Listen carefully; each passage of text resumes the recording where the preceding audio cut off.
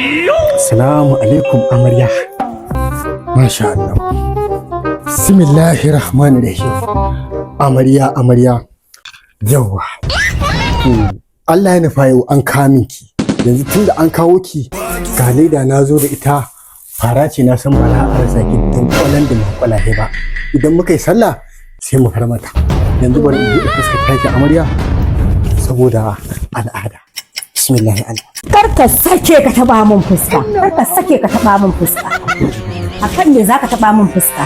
Ba dai ka mayance ka makale ka ce sai ka aure ni ba? To tashin hankali ka dinga ganin shi ke. Wai ni amarya.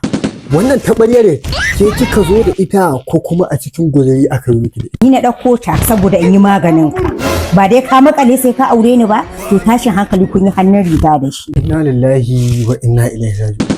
Allah ya saba auro masifa ne ba. Bakin tashin hankali ka aura. Na rantse da Allah a cikin gidan nan ka dinga ganin tashin hankali. Dama an ce kwaɗayi mabuɗin wahala. A huciya. Gashi na gwali. Allah ya samu wani lafiya.